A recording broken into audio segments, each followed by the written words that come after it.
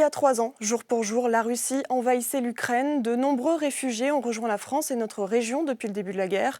Ils tentent de reconstruire un semblant de quotidien, comme Valéria, qui exerçait avant comme professeure de droit pénal. Son portrait est signé Marie-Ange Cristofari et Stéphane Hamon. 3 ans déjà que Valéria Samotievitch habite Poitiers. Elle a fui l'Ukraine l'après-midi même du premier jour de l'invasion russe. Elle traverse alors l'Europe en 10 jours, en voiture, seule avec ses 2 enfants. Yaroslav, le plus grand, est au collège. La petite Agatha est, elle, une toute jeune écolière. Elle ne pouvait pas comprendre pourquoi la maîtresse ne la comprend pas, pourquoi les gens ne la comprennent pas, pourquoi elle ne comprend pas les enfants. Elle ne savait pas c'est quoi une autre langue. Quand j'étais en maternelle, c'était plutôt mes amis qui m'apprendaient parce que quand j'entendais des mots, moi je me disais c'était quoi comme mot. Après je leur demandais, après ils m'apprenaient ce mot et ainsi de suite. Après j'ai connu tous les mots. Hébergée par des proches les 3 premiers mois, la famille habite depuis dans un logement social.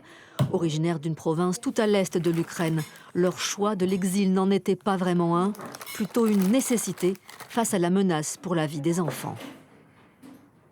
C'est mieux que l'Ukraine parce que déjà la guerre, moi j'avais eu peur parce que j'avais 3 ans, 4 ans, voilà.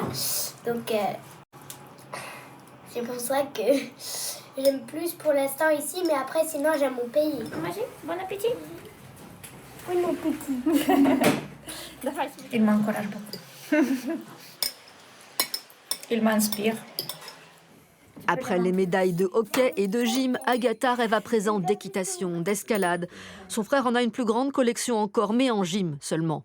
Il prépare le brevet, s'imagine architecte ou ingénieur. Valéria, elle, a plus de mal à se projeter. Je ne peux pas changer beaucoup de choses et je dois accepter la situation où je suis maintenant et je dois faire tout ce que je peux faire maintenant. Pour moi, pour la vie des enfants. Bien sûr, j'ai les rêves, petits rêves, mais c'est les projets courts plutôt. Oui, bien sûr, nous voulons voir la mer pendant l'été. Et c'est notre petit projet, mais c'est que les projets courts. Il n'y a pas de projet long, comme nous avions en Ukraine. Sa demande d'asile est en cours. Son titre de séjour valide jusqu'en août lui permet de travailler. Partie avec des affaires pour 2 semaines pour mettre ses enfants à l'abri de la guerre.